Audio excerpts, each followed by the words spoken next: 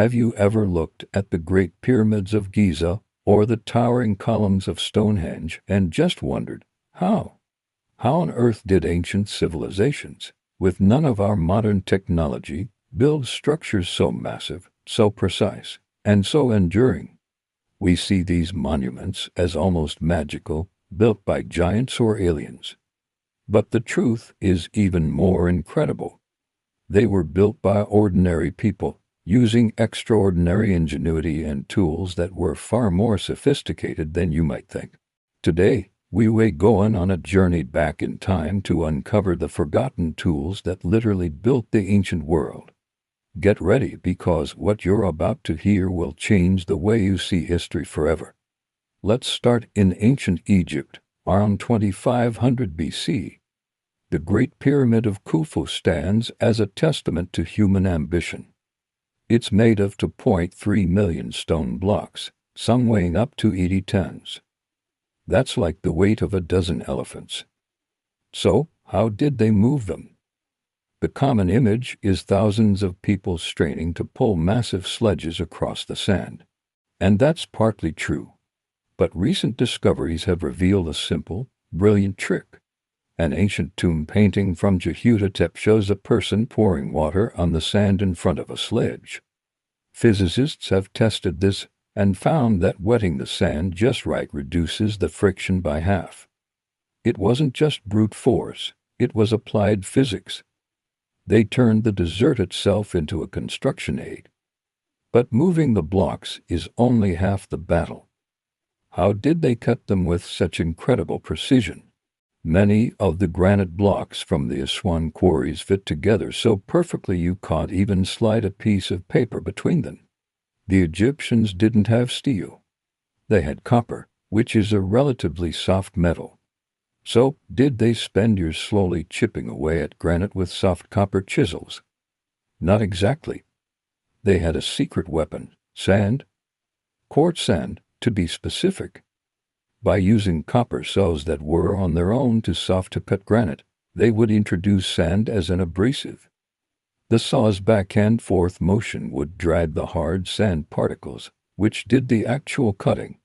It's a slow, grueling process, but it works. They also used a technique called tube drilling, where a hollow copper pipe was spun with sand and water to drill perfect circular holes into the stone. The level of patience and persistence this required is just mind-boggling.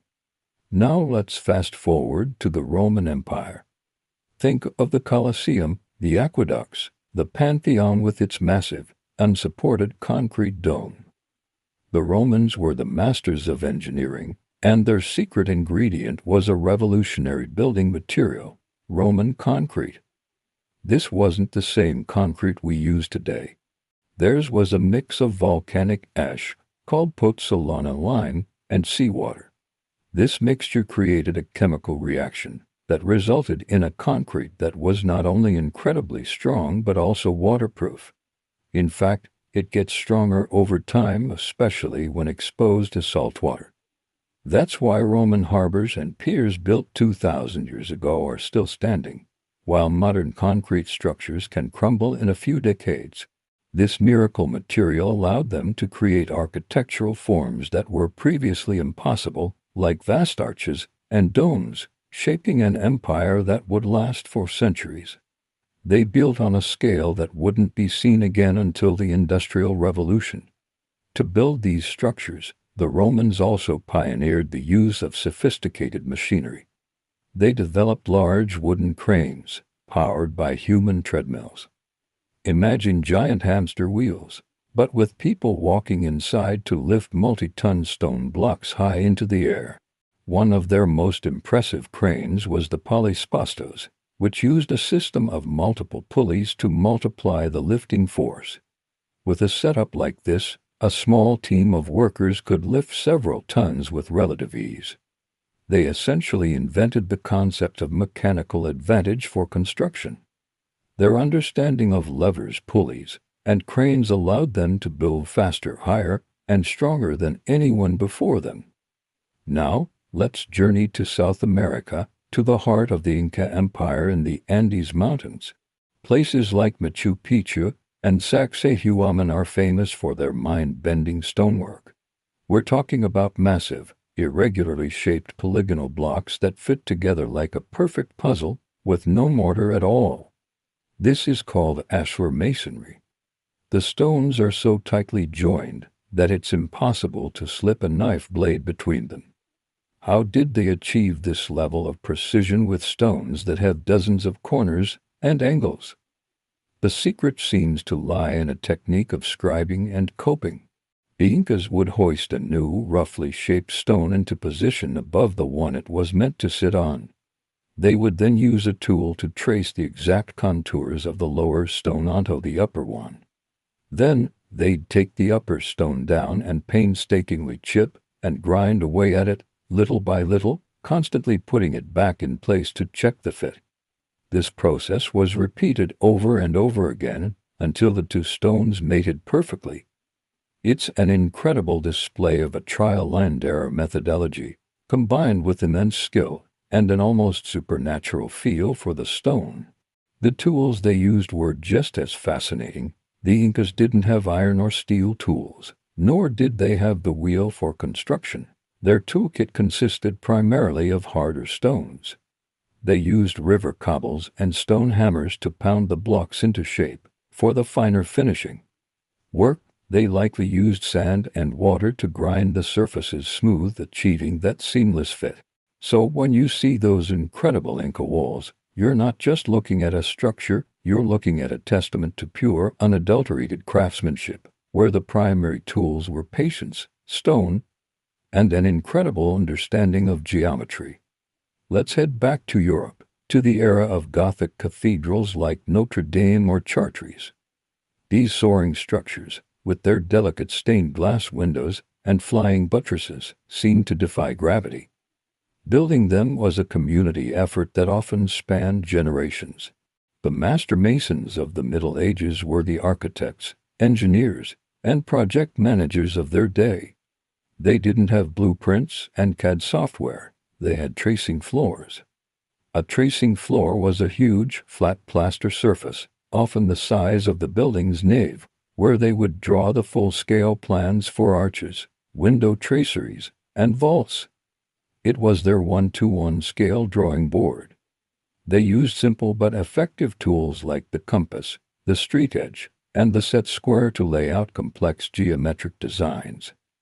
These designs weren't just decorative, they were structural. The precise geometry of the pointed arches and ribbed vaults was what directed the immense weight of the stone roof downwards and outwards, where it was met by the iconic flying buttresses.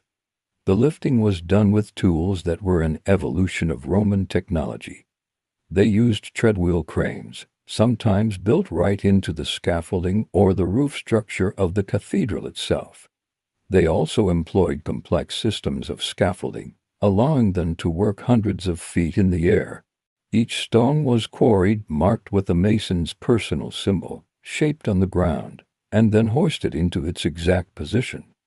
It was a symphony of organization and skill. These cathedrals weren't just buildings, they were physical expressions of faith, mathematics, and a profound understanding of structural forces.